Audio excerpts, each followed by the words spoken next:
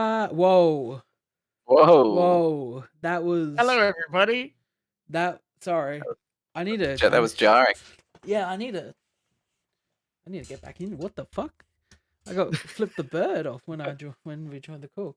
Hello, everyone. Welcome to episode whatever this is 208. I'm kidding, aren't you? Of Millennial Movie Talk. I'm your host, Alex Lamb. I'm fixing my lights because I was a bit bright. But Like his anywho, future. this is the show where we talk about movies and sometimes shows, and mostly today will be shows. It's gonna be 90% shows today. 90% shows today because everything's come out for now, and we'll give you a little update on the box office game that we've been doing. And Yes. yeah, a bit of this, bit of that. More importantly, I'm joined by two fabulous co-hosts. Down the bottom, underneath me is Brayden. Hello, everyone. Hello, Brayden. And just on top of Brayden, on the other side of me, not gonna, I think it's the right side. It's Christian. Hello. Now, Christian, you've been gone for a while, so we'll get to hear all the fun and exciting stuff that you've been doing. Just in a moment. But today I thought I'd talk about the sponsor of our stream, Raid Shadow Lich. No, I'm kidding. God damn Yes. God. it. Oh my god. You totally They had got me us. They got us too. What's everyone been up to? God damn. Not too much. Not too much. Been sick this past week, so I've been reading a lot and Like recovering. sick? Like sick, like sick. Oh, Not really that. But yeah, so that's been fun. But I'm feeling a bit better now. It's all good. Done a lot of reading, done a lot of watching, done a lot of playing. And it's been a good time. But I'm mostly interested because I'm gonna come out of the gate straight with everyone here, which is rare for me. coming out of the cage. I'm probably not going to be talking much this episode because a lot of the talk today is going to be between the two of you, because the two of you have a lot of catching up to do on a lot of TV shows that you guys are really into. And I'm excited. True. I'm excited to listen. Some shows have finished. Some shows have started. And some coming back. Some are That's coming right. back. Well, I should say some new seasons have started. You're Not right. new, That was my not bad. entirely new No, I television should have shows. deciphered that. That's all me. But that's Oh. okay. That's okay. Alex, which Diablo if you had to 4. rank the Succession and Ted Lassos, which ending did you like better? Oh, they're both very different, aren't they? Exactly. Oh, that's hard because one of them broke my heart and the other one broke my soul. So Ted Lasso broke my heart. Because that was so sad but bittersweet and joy for when I wish he just stayed at Richmond. But that's not the point of the show. But on the other hand, Succession broke my soul because my number one boy, my oldest boy. You're a Kendall man. You're a Kendall guy. I'm a Kendall guy, and Kendall severely did not come out on top in this show. Oh, yeah. Spoilers for Succession. It's been weeks. Yeah, I was gonna say, assume you're going full spoilers in terms Yeah, we'll go of full spoilers. So Succession, big spoilers for Succession season 4, or the whole series now, I guess. So if you're new, or yeah, just click off. I might put in a little text thing here while Chris is talking, just so people know. But yes, yeah, it's over, Chris. Yeah, it's over, and the kids lost. The kids are just kids, aren't they? Oh god, the fucking kids. It was not, I think, what anyone expected, but still a perfect summary of the show. It seemed natural. Exactly, which is the best type of ending. Didn't see it coming, but when it came, it was like, yes, it worked. Sorry about this. It just goes off that big straight away. Like, there's nothing I can do to try. Yeah. That's perfect. Actually, I think just leave it like that. I think that was spot on. Like that? But yeah, I think you said it best, Perfect. Alex. When you said that the kids were fighting outside of Dad's office. Yeah. Right. Which, yep, And it took me back to one of Logan's last, I think possibly last scene with all three of them, when he tells them that like he loves them, but they're not serious people. Yeah. And the true meaning of that came through for me in the finale. Yeah, 100%. Basically, none of them are there because of who they are. They're all there because they're Logan's kids. Yeah, 100%. Yeah. Perfect ending. It encapsulated exactly what the show was. And led up to. Yeah. You know, I mean, fucking Because we're like Tom, who's my boy. Tom and Greg are my guys. yes, and you did very well. Yeah, they are there. Tom's at the table because of his actions, because of himself, not Yeah. because he's Logan's kid. No. And he won. But with so saying good. that, Tom's there not for like reasons that are fantastic and shine through about Tom. Tom's there because he can Yeah, be easily manipulated and swayed. Like Tom. Yeah, but he's he runs he's running things. He's the CEO. Yeah. He's done well for himself, regardless of what he's doing. I'm sure he's happy because he was 100%. just getting worried about getting left behind completely a few episodes ago. But him and Greg had a really nice moment in the end. Yeah, him putting the sticker on Greg. But to me, him Yeah. putting the sticker on Greg just shows that Tom still treats people like furniture.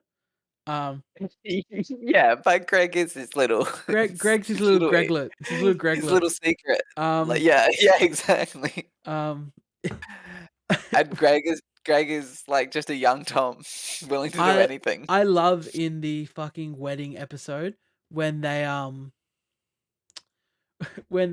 when they're all like running around and doing stuff and like they keep telling Greg to do stuff and like Greg's like, well, I can do this, and then they go, no, we've got a bunch of Gregs to do that, and he's like, I don't really like how I'm being used like this now. Yeah, one of my favorite Greg lines is when he comes over, talks to the three siblings, and decides that they're a group and they're the quad squad. The quad squad. Just tries to invent a little like dynamic between them. He tries to incorporate himself into Core 4. Yeah, quad squad. Which is great. Yeah, Greg, like I got a friend at the moment who's currently watching the show. They're on season. I think they're at the end of season 2. And they're like, oh, Greg's like, he's the audience. He's like the everyman in the situation and that, and like he's the only one that's like good. And I'm just like, just you wait. Oh yeah, no. I'm like, cause like season 3, the end of season 3, Greg. Oh my god, when he's got his girlfriend, and he's suing Greenpeace. He's got his girlfriend, and then he goes and finds an Italian princess. Yeah. And he's like, well, maybe I should get with her instead. Yeah, Greg's like the character that starts out with the most morale and then just gets dragged into the mud with the rest of them. And Logan had a special liking for Greg in a weird way. His name was on the will in some capacity. Yeah. Yeah. And then when Greg found out his name's on the will, he thought that meant he had some sort of stake in the game. Yeah. But no, like, so Greg and Tom were always the kind of in the family, but the outsiders and the outer rim, if you will, and that they were the ones that needed to take action and have merit to survive and get their places and get places. Yeah, the kids did not need that. Perfect ending. Wow. Yeah, Kendall. Oh my Kendall god, was Kendall. the biggest, the worst of the kids. Oh, because I feel like Roman, it was more about him and his father. Yeah. Than him wanting to run the company. It Roman always was the one that was the most affected by the death of Logan. Exactly, and that was always going to be the end. Like Roman didn't really want to be CEO. It was all to do with impressing the father. Exactly. As soon as Logan was out the picture, he had nothing left to do. Yeah. But yeah, man, Kieran Culkin in the funeral episode, It's Amazing. as much as I would love Kendall and Jeremy Strong to win the awards, if they're up against each other, I really think this should be his time to win for playing Roman. Because yeah, that funeral scene where he's like, is he in there? And like he turns into a mess.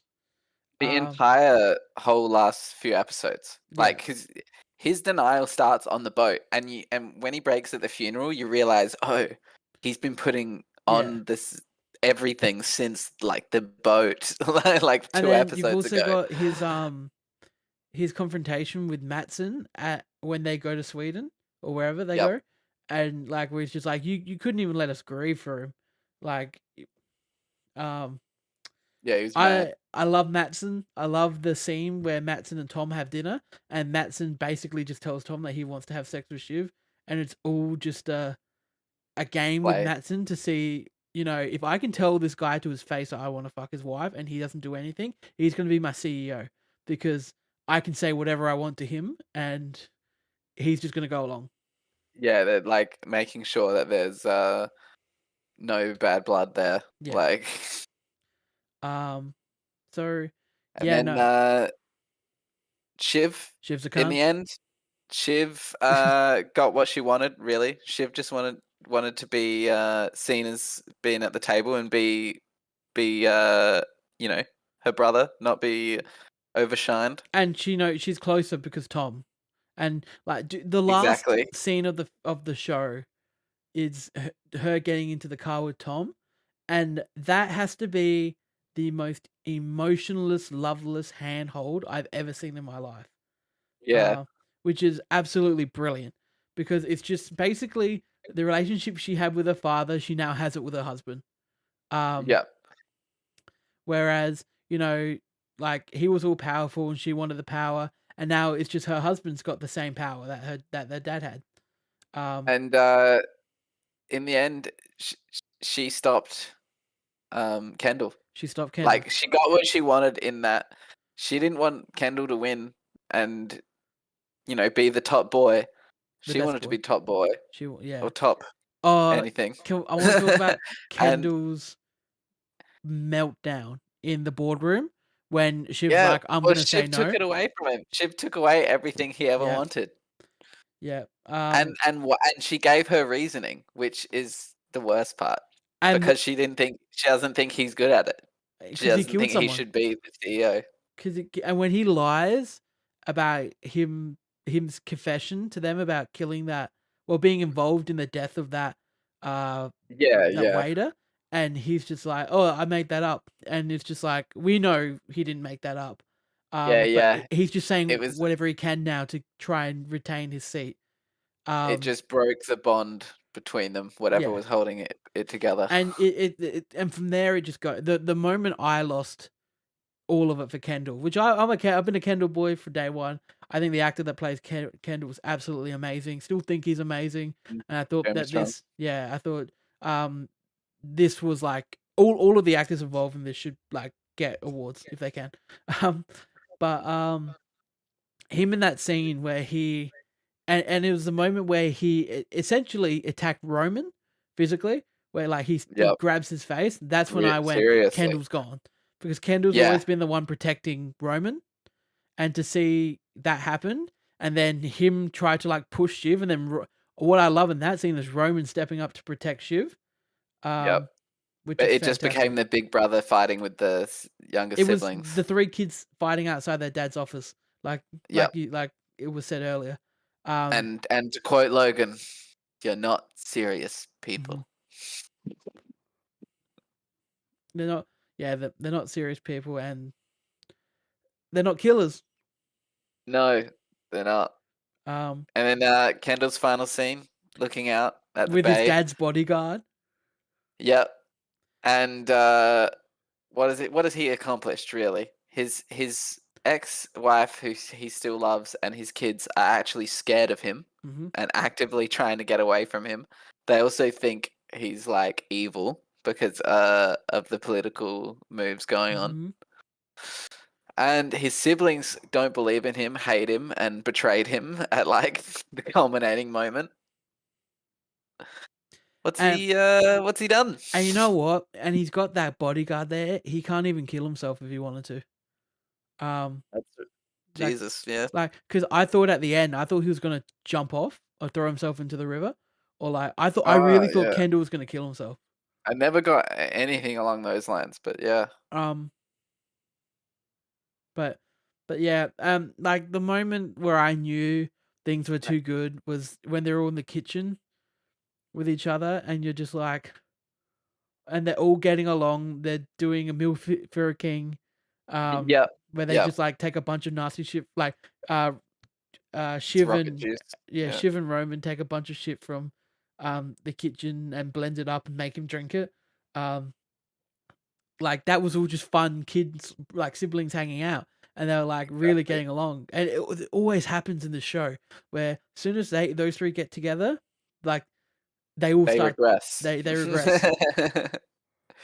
They always have these kind of young sibling moments. Yeah. Yeah, before it gets serious again. And they're But trying to screw each other.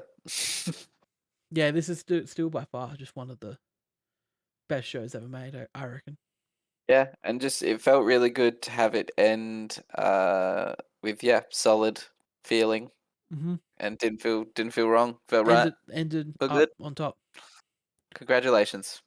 Yeah. Another show That ended when it was meant to end, pulled this off also. and that's recently. That's Ted Lasso, season 3. It also ended. I'll change this text. I was gonna say you're gonna change the text so that it now says Ted Lasso spoilers. It was weird because it really didn't, and because I wasn't thinking about it that it was going to be ending. It really didn't feel like a last season, like for most of this one. But they really brought it together in the last few episodes, or last episode even. Man, they hit the storylines they needed to hit. I felt. Oh, I thought they nailed it. Yeah. I thought they did a really solid job with the final episodes, especially this finale, man. This finale was a fucking something else. Especially the montage at the end. Yeah. And it should be illegal to play Father and Son by Cat Stevens ever. That's cheating. That's cheating. Guardians 2 did it. All right, no one else can do it. It hurts. But I'll just start with saying, didn't love the team singing the farewell song. Oh, didn't you? But then when I watched it the second time, and I was maybe any like, oh, this is a bit awkward, went away, and I was like, oh, this is kind of really, really cute. Yeah, because Ted always made him sing songs for everyone else. Yeah. I don't know. I think the first time it just broke my immersion a little bit. Took you It's off like guard? I'm very aware I'm watching actors perform a song and not They're doing real the Sound of people, Music real song, the goodbye song in Sound of Music. Yeah, I think it's So just the way long, they're farewell. choreographed, you know. Yeah. So yeah, that didn't bother me. What was trying to remember the peak moments of? I mean, Ted and Nate having a conversation. Yeah. Was exactly what we needed. I was in the same tears as much as like Nate was tearing up. I was tearing up. Yeah, and then like Ted being like, "You don't need to say it," and then Nate's like, "No, I have to." Yeah, and his voice is like almost breaking as he says that. Oh, it's gonna make me cry now. So Nate's redemption has been the best thing ever. And people kept saying it happened. Some people have been complaining heaps about a lot of things in this show happening off screen. Big important moments happening off screen. What was the big ones? Well, there's a lot of Nate's, like Nate quitting. Nate quitting, West Ham was off screen. The team discussing whether Nate should be allowed to come back was off screen. Obviously, Ted telling Rebecca that he's leaving was off screen. That didn't happen. Like, we didn't see that, but yeah, there was some other ones that and nothing ever bothered me because Neither. I thought it's more they weren't throwing it in our face. Like, yeah. Nate's redemption felt more natural to me because it didn't feel like, it felt like he came to his decisions and he made the right decisions, and like he did actually realize and change rather than it was like really forced just what was going on, you know. Yeah, and to me, the show's always been more about the people's reactions um to these big events happening than the big events themselves, and how like the fallout of the events and how people deal with them rather than the events themselves. Because a Yeah, lot of this show goes into like mental health and trauma of the past and how that affects us today. Um, which is big, which big time. yeah. It's also like the daddy issue show as well. Yeah, sure. Um, because Nate's got daddy issues, Ted's got daddy issues. Does that explain Rupert? Does Rupert have daddy issues as Rupert well? might have daddy issues. That's why he's a dickhead. Yeah, even Rebecca's Speaking got of daddy daddy issues. my dad's in the chat saying, "I swear the actors were actually really crying in that last episode." Oh, they would have 'Cause- been. Oh, they definitely were. Yeah, like they absolutely loved the ending as well. Yeah, it's an amazing ending. And But yeah, just awesome. biggest moment for me, the a lot is mentioned about the believe sign, and then when it's Oh. needed most, Mr. Tart goes and and you're like, wait, what is that? And when he puts it down, I'm like, is that a receipt? Like, what is, has he bought something? Like, what the hell is going on? You realize it's the believe sign, Yeah, it's and then they all have a piece. Oh man, I broke that was down. heartbreaking. Like, That was oh man, I was absolutely. Oh my god, just like enough to make a tears grown were man flowing. cry, and it did make a grown man cry. Yeah. My god, just them all putting it back together and then putting their hands in the middle over it. Yeah. Oh my. And Nate as well, like had it looks. I think Oh in that had a little moment there. yeah, he gets in and they couldn't do it more perfect in my opinion. And then it's that part right where they then go out in the field and they realize that they've got a game to play and everyone's They're like all in crying. this emotional mood. Yeah. Yeah, everyone's crying on the field when they Oh need wait, to no, be like. that's at half. They all go into the field crying when Nate and Beard roll out the TV and play them the video. Oh, that's right. Yeah, that's right. And yeah, I love that they won the game, but they didn't win overall. That felt right, not like Yeah, that natural. did. It felt realistic. And realistic, Right. just because Man City are too good. Yeah, and they have no control over that, but they did win that game. They Like, won. it They mattered to literally did them. everything they could have done right. Yeah. Um, And so the second moment when that broke me was after they win, and they're like, and the commentators are like, Lasso celebrating with his team, and he's doing the dance does from the episode 1. dance. Oh man, that was like Awesome. crying laughter. Like for me, I was just like, oh my god, and he's so happy. It was beautiful. It was so beautiful. I love Roy and Jamie. Just like them being friends and And a sobering slap in the face from Keely, like kicking them both out on the street. when they both go into Keely's house and they're like, "We want you to choose which one of us you want." And yeah, and rightfully she's like, "Get the fuck out" to both of them. Like idiots. Another off-screen moment. Yeah. They don't show her say anything to them, but it's the thing. Everyone sees that for like, look at these guys as if, And then, And then they're just like, then Jamie's just like, "Do you want a kebab?" And Roy's just like, "You can't have one, but you can watch me eat one." Yeah. I felt yeah. like that was a really good moment, and that's a good example of the off-screen stuff. Like, the audience shouldn't be dumb. Like, I love answer. I love when a TV show or a book or a movie or something. I love when a piece of media respects the audience enough and actually treats the audience with a level of intelligence. With like, hey, we don't have to spoon feed you every single piece of information. You can piece this together yourself, and Exactly. it helps so much. Like it just helps piece things together so much better. And To then call out while still on that, to call out like exactly what I'm talking about, like when Rupert is pulling a fast one on Nate and is trying to get him to cheat on his girlfriend. It's not said in the show, but the audience sees it exactly. Oh, he's trying to, Rupert likes his girl. He's trying to get him to cheat on her, and everyone's going, "Oh no, Nate, don't do it, don't do it, don't do it." And Nate's Nate's smart, like the audience. Like Nate knows what the audience knows. Nate sees it for what it is and leaves, and it's perfect. It doesn't need to be said. Everyone's 100%. thinking it, and it's the character isn't dumb either. The character sees it for what it is. That's great. That My and dad says need at least 6 more seasons of Lasso, please. what was the other thing? Trent's book. Trent's book. Trent, Did you see that the title change coming? Because I saw that a mile away. yeah. Not Yeah. the actual title, but I knew. Well, like I didn't know what the new title would be, but I knew that Ted was gonna make it not about himself. Yeah, I knew Ted. His note was going to be, "Oh, he won't like the title," and then I was like, "The Lasso way, the Richmond way," like straight away. Yeah. So at the end, Trent gets the he finishes his book and he gives it to Ted and Beard, and Ted's just like, I've got only one thing. It needs to change the title. It's not about me. It never was. And then And the I Richmond thought way, that was a good point as well because I mean, they called it the Lasso way.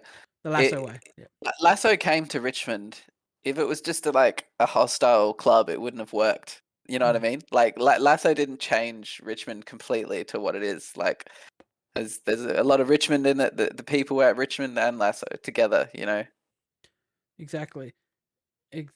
Yeah. No. And then the montage ending where Rebecca gets with her mysteries Swedish man. Swedish. Yes, and a lot of people I think saw that coming. Were like, "Oh, she's gonna run into him, right? She needs to run into him somewhere, right?" I thought the airport and him being pilot was perfect because that brings any the chance of them running into each other like way higher in the grand scheme of things. Yeah. They're 100%. both at airports all the time, so it's like eventually, so it's more believable. Yeah. And Yeah, the actress that play the little actress that plays his daughter in that scene is the same actress that plays the young Rebecca every time Rebecca looks in the mirror and sees the young version of herself. oh, that's nice. So yeah, that was sweet. So Rebecca finally finding her man was fantastic. What else was there? Obviously Roy becoming manager and coach was the best. Yep. Um, Also, throughout the season, you would have noticed that ever since Ted kind of accepted the situation with his wife, like you noticed they were texting each other, which before they weren't doing. yeah, And then his relationship with his ex-wife has been like improving. yeah. And then can't help but notice the new guy isn't there in the last scene. He's not. He's not. After he's not in on this kind of family game when they're watching the soccer. Yep. And then at the end, yeah, when they're watching the soccer, he just keeps talking shit about it, and you can Yep. just feel the growing disdain from both Ted's son and his ex-wife in that moment. Yeah, very bad play by him to because he's obviously trying to just shoot Ted down Right. in that situation, and it's ugly. So yeah, Yeah. maybe someone's coming around back to Ted. Now the Ted's changed a bit as well. What a end, like with the opening and the closing shots of Ted throughout the season. He's happy and very much like the book. I think that we could get maybe a 4th season, not called Ted Lasso, maybe called The Richmond Way. And yeah. It would be interesting. Because people think that it's not over. We're still gonna have more. I could see that the way they present the title at the end. Yeah. And it's like changed from Lasso to Richmond as well. Because It's like very essentially interesting. Ted's story's done. Yeah. But I don't know, I feel like everyone got a nice little wrap up. Nate finally. Yeah. Zorro. Oh, Van Damme. Van Damme changed his name back to Zorro, but it's not It's not his Zorro. original name. It's Zorro. That was amazing. That was great. It was like, and the team as well was like, oh, okay, it's like close enough to him, like his storyline finishing. And yeah, like I thought Jamie and his dad. I was in tears in that final part, and then shows Jamie with his dad in the rehab. Yep. When Fantastic. Jamie's dad says no to like taking him out, very, very clearly. Yeah, that was a big moment for him, like growing up. 100%. And And great ending for Rupert, the villain. oh, how good was Rupert? Did you feel a little bad for Rupert? Of course, but he did it to himself in the end. He Uh-huh. had a chance to redeem himself when him and Rebecca were getting along. Yeah, and he tried to fucking mac on with her. Yep, Um, exactly. Then it all went to shit. it all went to shit. Rupert, first of all, I love that he basically looks like a supervillain. Oh my god, him And walking on the field with They- his yeah. trench coat. They really lent into it on that final episode. Yeah. Because he's been in so many things, but he's been in some stuff where he's played like essentially like the Master from Doctor Who, and he looks perfect for it. Like just evil goatee all the way. It's insane. Just like Yeah. So go ahead. sorry, because we obviously went back into his and Rebecca's past, and he loved Richmond as a kid. He climbed into Richmond and to watch free games. And those are like some of his most cherished memories. And because of his actions, right, his last scene is him looking out at the club and at the pitch, and everybody hates him and everyone's booing him.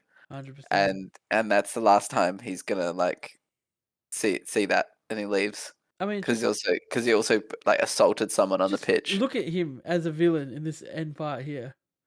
Like he's just a villain. Yeah. Oh my god.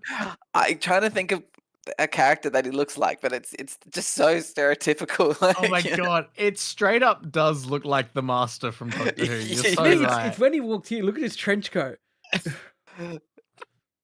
so good. But yeah, Oh my god. crazy. That crazy. he's got a nut out at the end, doesn't he? Yes, that's the coach from the first episode that Rebecca fires. Oh right. So, which makes sense why Rupert would hire him, because I assume Rupert hired him originally. But yeah, Ted Lasso, Ted Lasso. big thumbs up, big thumbs up. Oh yeah. Yeah, yeah, love it. Felt good. Again, coming into the last few episodes, did not feel like the end of a season, and then was just so satisfying and so right, and ending on Ted's smile because he's all fixed He's all fixed. and he's just coaching his boy. Coaching his boy. You know what?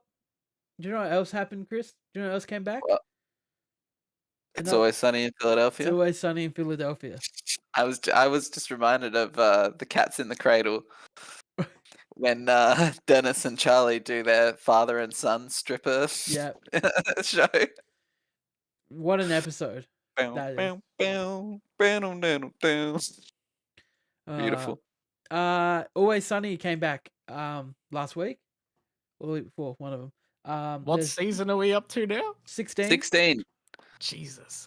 Going strong. And it has to be mentioned that the people that make the show have gone through a lot of personal changes, and like the last few seasons have been some change ups from like the normal formula, and they were like doing some really artsy, interesting stuff. And what have they done now?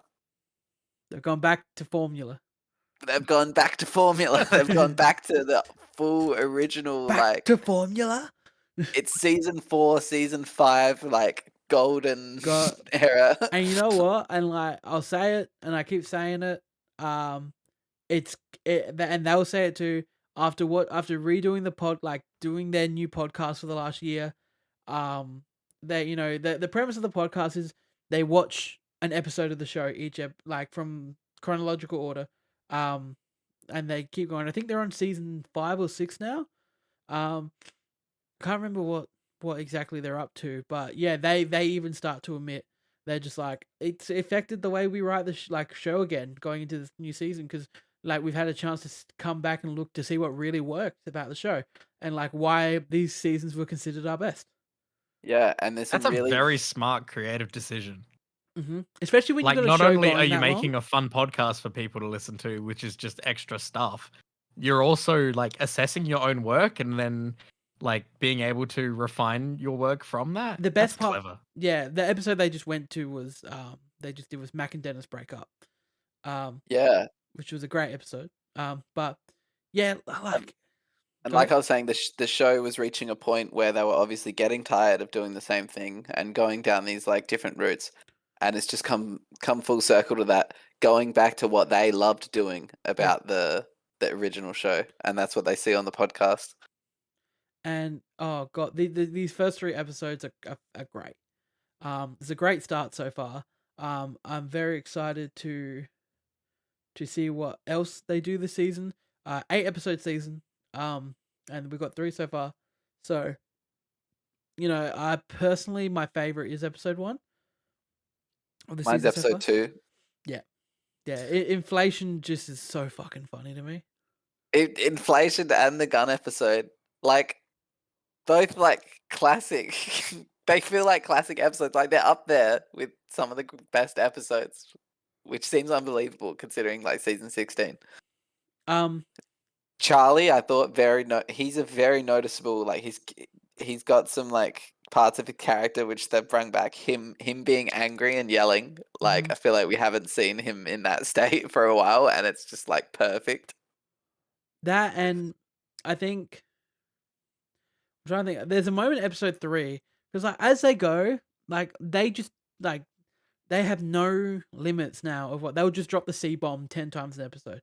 Yes, I did notice that more so in the 3rd episode. They FCs everything. Don't know how they get away with it. That one of my favorite moments of that 3rd episode is like Dee telling the story about the old lady who she think might have cursed her, and she goes, and she gave me some brownies, and then I went back and I got her a trophy that says cunt of the year. That episode, they all like talk about the monkey and call it a cunt or something, I believe. Oh, the monkey that's dead behind the kegs. Yeah, there is in the 1st episode even. I don't know how they get away with it. Really, I guess because it's always like in some kind of context or something. But even Charlie's sisters drop an F-bomb talking to at Mac, which is an and Mac is gay. You're right. The other F bomb, not the F word. Yeah, the actual F bomb. Oh, no one cares about fuck. But yeah, so they say the F word to Mac, but Mac reacts how any audience member would. I think that's how they get away with it, because Mac just reacts by going, "Ooh, this is so distasteful," and like the whole scene kind of just breaks away from after he says that. And it's like, yeah, because that's the same shock they just gave everyone in the audience, and Mac just openly just like especially spits coming that out. One of their and best it's a joke. One of their best episodes is the Hero or Hate Crime. Yeah, exactly. They literally talk about this, and then they just say every swear word in that one. Yeah, that was but they're really back into form. Yeah, they've always been on that level where their comedy is like smart enough, and them as writers are smart enough where they can get around these touchy topics by being funny and like getting what's like the funny, how to be funny about it, I guess. Really enjoyed Dee this season. Her constantly gluing her hand to the walls in episode 1 was so funny. When she glues her other hand to the wall, and then her other hand comes into shot, which still has part of the other door glued to it, I was like, I was losing it. And one of my favorite moments of that is she glues her hand to the wall, and like Charlie's like, "You got on your own there. You gotta sleep there if you want to." And then he goes to get back in bed. He goes, "Well, I'm not a bad host. I'll get you a pillow." And he says, "I'll glue a pillow to the wall." Yeah, I'll glue a pillow to the wall. I'm not a bad host.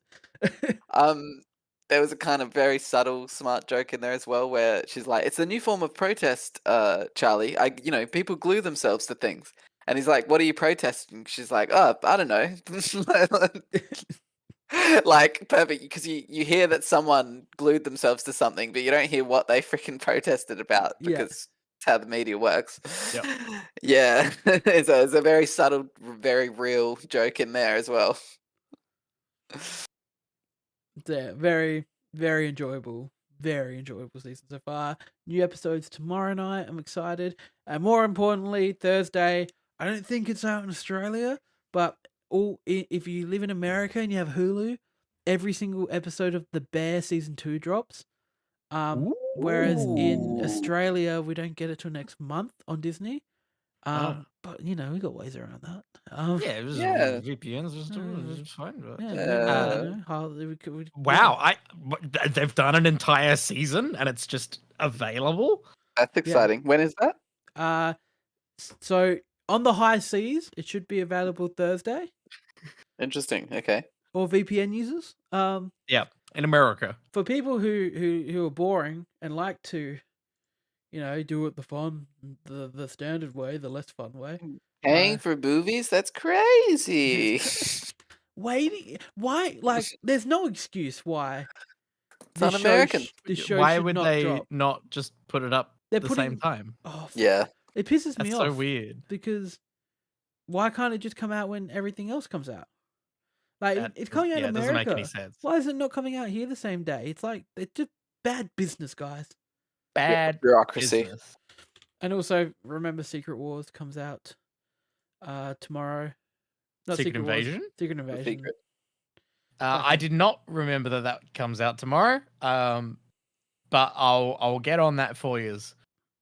I'll probably watch it. Thank you. Oh, you're actually gonna check it out? It looks like it might be a more serious Marvel show, which I think I'll Yeah. be excited for. I'm just Leaning a bit more into the spy espionage thriller. Yeah. Okay. I So thought it was a movie. It's another show. It's not a TV show, mate. Sam Jack. So if you want to wait and be normal and not do anything illegal, you have to wait till July 19th for The Bear on Disney Plus in Australia, and all the episodes So come out on that arbitrary. date. Excited. Very excited. So yes. I'm Yes, sure we chef. mentioned Oop. Severance is delayed because of the writer's strike or something, right? Yeah, Severance got delayed. There's a 'cause of- lot I'm of sure things other getting delayed things- from the writer's strike. Yeah, that's why I'm very happy Ted Lasso and Succession ended. Yep. Yeah, a few things Oh, have been bless. delayed by the writer's strike, which is annoying. They Yep. should Just pay your writers, folks. I don't It's not understand that why difficult. why it's gone on for so long. Just pay them. It's like Right. this is how we got Transformers 2. Like It's how we got Quantum of Solace. It's how we got Get your shit Transformers together. 2. It's Quantum of Solace is a hour 45-minute movie because Daniel Craig started writing it. Yeah. It's Yeah, bad. We have these great epic TV shows because good writers exist. It's like House of And they're Dragons like, is delayed. oh, we're Things not like gonna Game pay of them. Thrones never would have happened if there weren't like good, gilded, like full-time writers that can hone their profession. That's it. So just pay them. It's not hard. They deserve it. It's not like they don't deserve it. Yeah. Just pay people correctly, please. Thank you. Did I talk about Blackberry on the show? I did talk about Blackberry, right? Blackberry. People Yes, should- you did mention Blackberry. People last should watch week. Blackberry. What's Blackberry? It's Oh, Chris, it's so your shit. it's What is the Blackberry? it's the true story about the Blackberry phone. Starring Oh, Jay Wait, you're really interesting. selling it based on that. Very starring interesting. That's Jay interesting Baruchel anyway. and Glenn Howerton. Okay. It's a story of the meteoric rise and catastrophic. Thank you. I can't speak today. Demise of the world's first smartphone. Yeah, it's not something you think of, but when you just mentioned it, then like a movie about it, I was like, oh, it's an interesting thing because it is something that kind of just came and then just went. As soon as they were the Had number like- one. They were the number one Yeah. phone. They were the number one phone. And as soon as the iPhone came out, dead. Like They that. just didn't get behind the whole touchscreen thing, did they? No, you should watch the movie. It's fantastic. Plus the buttons. Yeah. Glenn Very Howerton, interested. and it's like a really good Glenn Howerton performance. It's got like a 98% Rotten Tomatoes, and like an 80 meta score. So Played much serious roles in movies? Not really. he's fantastic in it. He plays Yeah. the the arsehole. Like Yeah. the who if it was he's the I don't know he's the Justin Timberlake of the Social Network Okay. Yeah. crew. Like he's the Great one that analogy. kind of fucks everything up. He's awesome in it though, and he's rocking a really nice bold look. Speaking of technology, Alex, you've watched something else that's brand new to the TV show circuit. I have. I've watched most of Black Mirror, season 6. I Season love that 6. we said BlackBerry, but that wasn't the source of the No, segue. that's not the segue. That's too easy. Yeah, okay. Yeah. See, I would have gone for the BlackBerry segue, but I'm no expert. That's why you don't do the segues, Chris. Yeah. That's it. No, Black Mirror season 6 came out. And yeah, it's another Black Mirror season. The season 5 had 3 episodes and they're all pretty disappointing from what I remember. Remind me? Striking Remind the Vipers. audience? Yeah, that one was the most interesting for sure. That was the two college friends that That start was having sex in something, yeah. VR. Then I like that one. the other one was the Topher Grace one. I can't remember exactly what that was about. And then the last one was the Miley Cyrus one, which was the worst one. The Hannah Montana one was very meh. So this season we've got more episodes. We're back to 6 episodes. And it's your Black Mirror antics. It's commentary on technology and our relationship with technology. By far, it's not the highest rated episode of the season, but my favorite episode is one called I'll get up here. I should remember. Loch Henry. It's about a couple that go to a Scottish town to film a documentary. And yeah, no, obviously in Black, it's the one that feels like unlike anything Black Mirror have done before. Okay. In terms of technology wise, it's super basic. Okay. And it's more of a commentary. It's one of the ones where it's like a commentary of the technology itself compared to the commentary with our relationship with it and how the way we use it and get entertainment from it. It's kind of fucked up. So it's one of those ones compared to Beyond the Sea, which was the second best episode, which is just a cool technology one where it's 2 astronauts in space and it's like a alternate 1960s universe, and Aaron Paul and his other guy are up in space, and they have avatars down on Earth that they can link into, and while they're up in space and not working, they can be at home with their families. Interesting.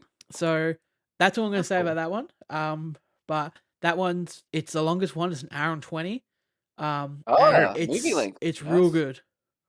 Feature length. Joan is Awful is pretty good as well. It's got Selma Hayek. I'm not sure if anyone here has watched Schitt's Creek. Yeah. Alexis from Schitt's Creek's in it. Wouldn't know, not enough to know who that is. She's the daughter. No. Okay. And yeah, Selma Hayek and like that. Cool. It's a good one. It's your classic Black Mirror. That's your staple Black Mirror episode. Haven't watched Tech is Demon. evil. Humans are good. Yeah. Or are they? I haven't watched Demon 79 yet, which is the last episode of the season. So I'm excited to watch that one. Maisie Day is truly terrible awful. Now you mentioned this one to me straight away. That just how awful it is. Yeah, it is. You know how like when Black Mirror is a commentary on our relationship and how we use technology and all that, and it's good because it works within the story. This one kind of beats you over the head repeatedly and repeatedly until you're dead. With the message about like the tech. Okay. Yeah. I would advise never watching it. Really? It's really bad. Whoa. And then it's got a twist ending that is truly bad. Like does the concept have any real life connection, or is it just spoil it? No, not really. It's not anything like related to real life tech. It's just it's kind of the nature of it being like the tech. It's tech. The tech in it's everything that exists today. none of it's like super futuristic. Like none of it's futuristic at all. It's a paparazzi episode where you Okay. follow Zazie Beetz as a paparazzi person, and you know how they kind of destroy people's lives and that. Yeah. And then there's this other character who, you know, she's clearly having a really hard time with drugs and everything, and they're all like hunting to find her to get the scoop and get photos of her looking bad and shit. And do you care if I spoil it? I'd rather you don't spoil All it. right, I won't. It's got a twist ending at the end that's truly awful. Now, this is worse than Smithereens. Which one's Smithereens? It's the episode where it's not really a mystery or anything. It's just a guy, like a Uber driver, kidnaps a person. So Have I you're not thinking seen of that? the hit film Spree, starring Smithereens. Which Starring the season's guy that? from Stranger it's Things. called Smithereens, and it's got the guy that plays Moriarty in the Sherlock's, the newer Sherlock. Oh, that's the Topher Ooh. Grace one. He's from a, last he's a season. very good actor. He's a brilliant actor. They gave him like a very shit part. That 'cause one's shit not. episode. That one's not too bad. I wouldn't say that's the worst one I've seen. I'd say Okay, so it's worse than that. yeah, it's worse than that that. stands out It's to me. worse than my least favorite episode of, and I think most people's least favorite before this, which is the Waldo moment. Waldo moment is not great. Smithereens is worse for me for sure. Definitely worse than Bandersnatch. Yeah, Bandersnatch, I don't really count it. That's a Bandersnatch. separate, like, let's use Netflix interactive system for That was a terrible. very for a So terrible boring. episode. I didn't even know it was episode. I didn't even know if I finished it, man, because it It's a- kept just going. It's a choose your own adventure book Awful. on Netflix, and that getting that concept came much before making it a good episode, I think. Yeah. Yeah. Yeah. 100%. But yeah, I love like Hang the DJ, USS Callister. Hang the DJ is the one where they get the timer to tell them how long their relationship's gonna last. Yep, I like that one. That's a good one. Yeah, there's great ones. White Christmas, my White favorite. Christmas. Shut Up and Dance is a classic one everyone loves. Black Museum, Black which Museum. is basically White Christmas continued, because it's just like a month. There's like it's like another three tales. Oh, White Like in Bear. White Christmas. White Bear's really good. The prison sentence one where she wakes up every day and can't remember anything and she's being hunted. Yep. Be Right Back is good. That's the Domhnall Gleeson one where he dies and she gets the robot. Yes, that is one of the most powerful ones towards the end of that episode. Yeah. He's really good at acting in that. The Good entire old General Hux. The entire history of you. The memory plant one where you can record everything you've seen. First episode I saw. Yeah. Quite good. What's the one I'm trying to think of? Oh, Nosedive. Nosedive. Nosedive's the one that I Nosedive. can't watch parts of. Because Really? it's like when Michael Scott has to tell the kids that he's not going to buy their tuition. Yeah, Scott's Tots is Scott's tough. Tots. I can't watch that episode. That episode is truly just like, I can't do it. It's secondhand embarrassment's unreal. Yeah, just to go off on an Office tangent. That's a very interesting, like, most hated episode of a show. That's not because it's a bad made episode. The episode's too good that it's unwatchable. At what it's seeking out to do, it's too good at achieving that.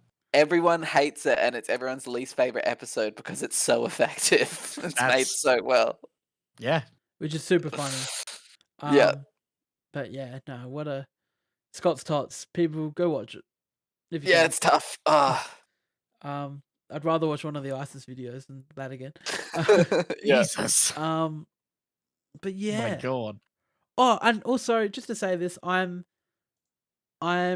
54 minutes into Beau is Afraid, which is the Ari Aster 3-hour Joaquin Phoenix anxiety movie. Okay. How is it so far? Super heightened and fantastical. In terms of like, I think it's all in his head and how he really like we're in his head and like things are probably not like this, but because he's got anxiety, he's seeing the worst of everything. So like in the beginning, he walks out into his street and there's just people stabbing each other, and just naked people trying to murder, like crazy people running down the street. and I think it's just him being scared to leave his apartment. Yeah. Oh, okay. So yeah, it's interesting so far. It's got me, and I'm interested to watch the rest of it. I'm doing it in chunks because it's 3 hours. Yeah, that's like a lot of anxiety in one Yeah. go. So It's that's like fair Uncut enough. Gems was fucking hard to sit through for the whole Yeah, thing. Uncut Gems Yes. was Another good example of so good that it's hard hard to watch. Yep. Uncut Gems for me is like, yeah, I'm like sweating from Yeah. anxiety. Like, I'm just like, I want to yell at him every time he gets a win and he just doubles down. no, stop. Yeah, it just gets deeper and deeper. Speaking of hard to watch, everyone's favorite film of last year, Sony's hit Morbius. That's right, folks. It's Morbin time. Yeah. Sony are back at it Has anyone again here with seen another Brayden, you've seen Morbius. another obscure Spider-Man character that mainstream audiences don't know about. And they're still haven't releasing Kraven. They released a Red Band trailer today. And I don't know if any of the review guys have seen this, I but saw it. Aaron Taylor Johnson is out here absolutely murdering fools. It's weird. It's real weird. Sounds weird. It's really. I instantly scrolled down to the comments just to see Kraven time. the It's inevitable. Kraven time. It's Kraven time, It's Kraven time. which is perfect. I'm so It's the glad the best. internet is instantly messing with this again. Sony just. I don't know what they must be thinking, but what are they doing, Sony? it looks real fucking weird. Like, it's really weird.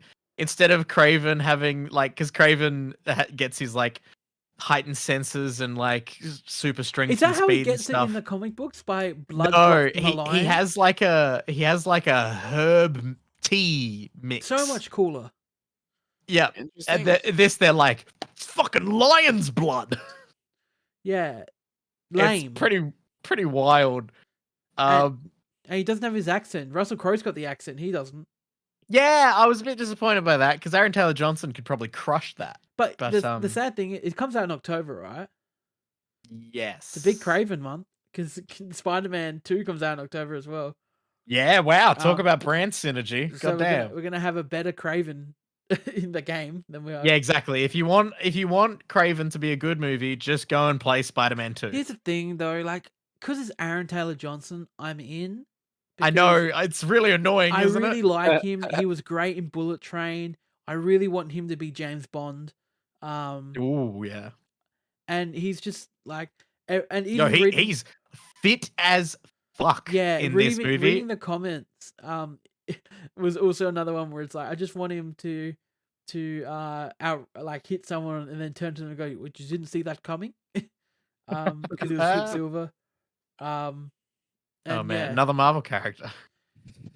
Yeah, and then obviously we had a little shot in there where a bunch of spiders came down on him. Yeah, that seemed so like get Spider-Man, it? You get it? Get it, Spider-Man? Get it, Spider-Man. They'd give you a tease of Rhino at the end, and this is like a 3-minute trailer as well. Like they give you the whole movie. Didn't know Russell Crowe and then they was in give it. you like a tiny little teaser of Rhino at the end as well. Did you know Russell Crowe was in the movie? I did. Russell Crowe's his dad. He's doing a much better accent. Yeah, thank God. But I hope we get to see Chameleon in it as well. Kraven's cousin, brother. I can't remember. Chameleon's cool, but yeah, I think this movie's gonna be dog shit, but it's gonna be fun. I hope it's fun. Jesus. I think though this is gonna fail from the fact that Sony are gonna slap R on it and think people are gonna like it because it's R. Yeah, and then people are gonna see it and people are gonna be like, "Wow, that didn't need that at all." Yeah, I had no idea. I have so low expectations for that film. If it does anything good, I'll be impressed. And meanwhile, the movies that should be R get pushed down to like an M rating somehow. Yeah, that's it. Wild. On the complete polar opposite side of things, I'm going to recommend people go check out the new trailer that just released for Nimona, which is coming to Netflix soon. It's animated adaptation of Nimona, the graphic novel from Nate Stevenson. about a shape-shifting person and like being a bad guy, like helping the supposed bad guy of this town. It looks fucking great. It looks really good. I love that animated movies are getting really creative again in this post Spider-Verse world that we live in today. So I'm very happy to see that, and it looks really good. Speaking of something else, quickly, Looking forward to that. first reactions for Mission Impossible: Dead Reckoning are out. It had its premiere in Rome, and it had some first press screenings earlier this week or today, and everyone's saying it's another great one. They're I thought we saying were just gonna say it's another Mission Impossible. they're saying it's another top tier. People wrongly comparing it to Top Gun Maverick for some reason. Those are very different movies. Yeah, Which that's I hate sad. that someone said, well, it doesn't have the heart that Top Gun Maverick does. I'm like, just because they star Tom Cruise, don't put them up against each other. No, Top Gun Maverick's all about heart. But that was just one person saying that. Everyone Mission else Impossible is about saying blowing shit up and driving Yeah. motorcycles off cliffs. Mission Impossible is like giving you the most enthralling action sequences in camera. Yeah. So, and apparently they've nailed it again. Some people say better than Fallout, than the best Mission Impossible. Some people say pretty damn close to Fallout.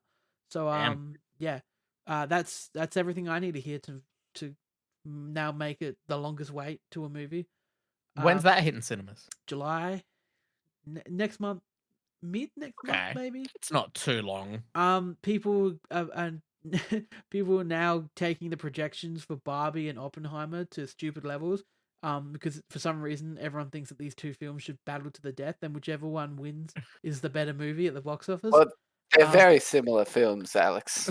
Yeah. Well, here's the everyone's like, because someone like one of the news outlets went, "Oh, Barbie's projecting to beat Oppenheimer it's opening weekend in the box office," and people were quoting it like one of them's a PG kids film, the other one's an R-rated 3-hour historical drama. Yeah.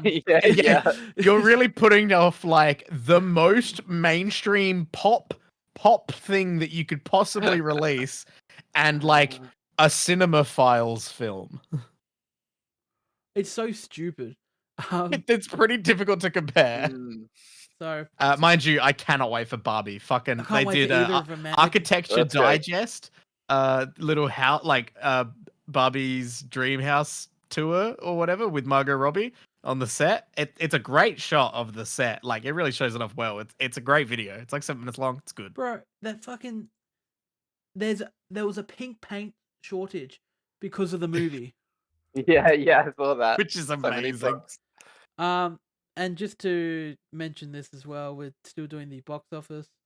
Yes. Yeah, we'll end on the box office here. So here we are. Look, Elemental. I'm crushing it. Brayden, you don't have a movie yet, so you're cool. I did hear that The Flash wasn't doing amazing. Well, it could be worse, Chris. You could be Elemental and have the worst opening ever in Pixar. I don't even know what that is. So, because of COVID. Okay, Chris, Elemental is Zootopia but with the elements. Okay. So, like, imagine a big city, but replace all the animals with fire, water, earth, and air. There's only 4. That's not many. No, they're not all one person. They have. The last Airbender already did this. Okay. No, so, The Flash is not too hot at the moment. Much like Elemental. So we're both sad there. Dial of Destiny had more critics go out and see it, and they came back and said it's not as bad as everyone else that can said it was. They're like, it's a fun Indiana Jones movie. It's nowhere. It's like it's not in the same league as the other 3, but it's much better than Kingdom of the Crystal Skull, and it's just a lot of fun. That's good. That's good to hear. I mean, people gave a ovation for Harrison Ford, I think. I rewatched Raiders of the Lost Ark. Dog shit. And that film holds up. Raiders of the Lost Ark is great. People need to watch Temple of Doom. All right. I'm about to rewatch Temple of Doom. They all hold up. They're all fun. Yes, but I hate that I'm in the minority where Temple of Doom I think is my favorite, and everyone else looks at me and goes, "You got to be kidding, sir." And I'm just like, as a kid, I never saw a difference between Temple of Doom and the other two. They were all three great and awesome. They're all three are And- like the and exact I same. keep telling people that And Temple of then Doom's you- my favorite, and then they go, "Oh, it's Crusader Raiders." Like easily, I'm just like, I don't know, man. There's a point in Temple where they go in like halfway through the film where he pushes on a statue and they go into a secret passageway, and then they never exit that for the rest of the movie. That is halfway through the film. They're in the temple. They're watching it all happen. They're doing the Kalima. They're ripping hearts out. They're doing Yep. voodoo. And it's sick. It's the best. It's the most fast-paced film I've ever seen.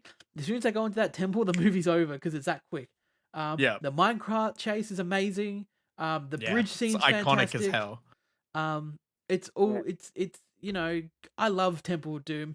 It is my favorite, and I will say it with pride. And I don't even think Kingdom of the Crystal Skull is that bad. I find a lot of enjoyment out of that movie.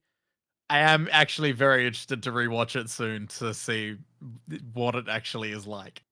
Look, as much as I agree, it's great. Come on. Last Crusade. Last Crusade. How? I mean, Alex, yes, you got Last Crusade's great. I love Voodoo. Connery. Voodoo's a fine enemy. Okay, Voodoo's a pretty good villain to have. Nazis. Okay? Yeah, Nazis suck. We all know they Hitler's suck. in the film. Yeah, you Hitler can't. is in the Hitler film. is in Last Crusade, yes. Science is Fuck, dying. Okay. I'd forgotten Hitler was in the Last Crusade. He's in it. That's a Oh my funny god, moment. I cannot wait for Michaela to get to that point and just be like, what the fuck? Hitler's in this. Indy gets an autograph from him. This happens. And you're telling me this isn't the best Indiana Jones movie? And you're also telling me people were surprised when there was aliens? Yeah. I mean, you watched that first one and you're like, okay, no, the aliens are totally possible in this universe. Time travel's Exactly. possible. You gotta watch all of them and be like, Voodoo was here. It's we- like there was full on Hitler." magic and everything. Like, Yeah. Wait, so it- Chris, what's your stance on Kingdom? Fine? Oh, it's the worst, but Yeah, of course. it It's was watchable. it was fun enough. It's fun. Yeah. The fridge scene obviously is fucking ridiculous. fucking I don't fridge. mind Shire. The ants were something. Yeah, the fridge was like walk out of cinema worthy. Yeah, the But worst the ants were cool enough. the worst moments to me in the film are the fridge, Shire swinging like a monkey, Yep, in the Yep. trees. that was amazing. And yeah, probably the aliens, but I never really cared about the And you aliens. know, if the Nazis are your go-to totalitarian villains, who's second? The Russian. KGB. KGB. Perfect. That's how they do it. Hey, it looks So they like did our okay. Destiny's back to formula because I think our villains are Nazis again. Yeah, true. Exactly. I know. When I saw that, I was like, they know what they're doing. Back to If they formula. could get Sean Connery in there also, but obviously can't be done. Yes. Sean Connery and Harrison Ford are fucking fantastic in Last Crusade. That was what I also needed to mention, is Yeah. why that stands out as the best, even though the others are He equal. wouldn't be stupid enough to bring it back to the place I was sending it from. That's why I Right. sent it to you. Right? Yeah, so every good. single interaction between them is amazing. Mhm. I mean, there's the famous shooting the tail of the plane out.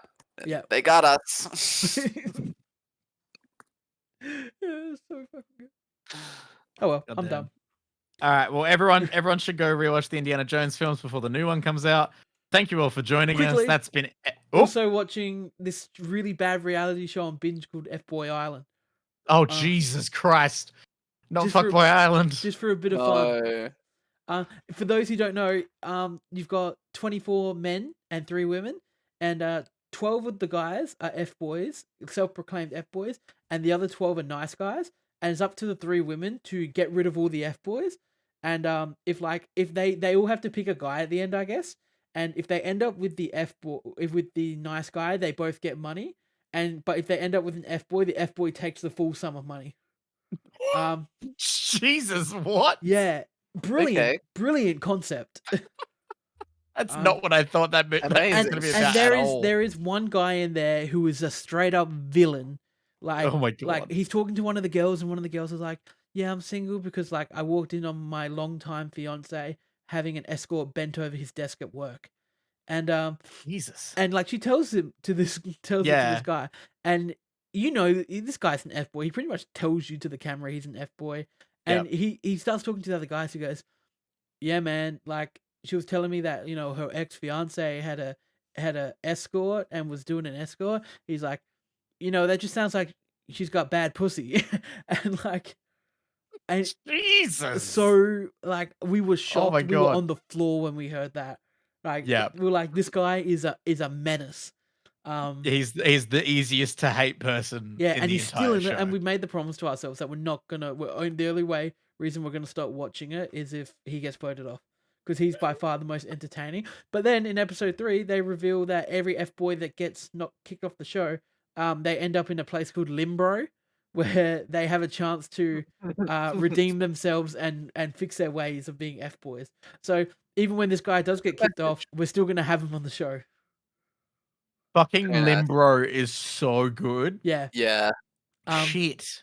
Oh, someone needs to give the producer a raise. That's And there's this guy who we don't really know much of, and like, how in these shows you have the ones that the camera focuses on and we get to know them because they're the entertaining ones, and then there's these other ones who we kind of see in the background and then they get voted off. We're like, yeah, that makes sense, you're annoying, or like you don't really provide anything. There's this one guy that gets voted off and he's like, yeah, I'm an F boy, but this other guy starts crying because he developed a friendship with the guy in 3 days, or no, in like 2 days, and he's just like and he's just really pissed off and upset with the girls that they voted this other guy off because he was close with him. Oh my God, that's great. That actually sounds like good television. Yeah. I would recommend watching it because it's ridiculous. Jesus, I cannot believe in the same show we talked about how beautiful Ted Lasso ended that you gotta recommend Fuckboy Island. It's like, you gotta see it to believe it. It's like the polar opposite of Jury Duty. I'm done now. I'm officially done. Yeah, okay. Thank you all so much for joining us for a full-on, pretty packed episode 208 of MMT Millionaire Movie Talk. You can follow us on your podcast service of choice. If you can, leave a review over there. It really helps, and we'd greatly appreciate it. Head over to YouTube, subscribe over there, leave a like on the video, leave a comment on what you got up to. Chat in the live chat if you happen to be if you happen to catch the episode live, like my dad, who is a legend. Thank you. Thank you. He's always in there. Apparently, a submarine before the Titanic went missing. Yeah, did you not hear about the recently. submarine that went missing? I did not. And then my dad made a joke about it in the chat, saying he bets that it was the Megalodon, and they should send one it of the safe. tourist submarines that go down, and like show tourists the Titanic, the ruins of the Titanic. It went missing when it went down. So, Yeah, they do that. There wouldn't be many. It's very deep where the Titanic is. 5 people missing in this submarine. Okay, so it's a 5-person sub. That would be an expensive ticket. I assume like we should like do an update on this news next week, because I assume they'll find something. So we're missing 5 of the 1%ers. Yeah, I hope so. that's what I'm saying. They're definitely 1%ers, because that's not like an easy trip. We can only hope. We can only pray. Well, I hope they're fine. I don't hope anyone dies. They could be good 1%ers that give a lot of money to charity. Yeah, but if they just got a little shaken, that would be nice. Yeah, it'd be nice. If they're like, oh, life's so precious, I need to help the world. That'd be exactly. Good. You can follow us on your social media of choice and add Michael on Facebook, even though he's sick. And as always, I'm Alex. I'm Brayden. I'm Christian. And we're out of here. Goodbye, you filthy animals.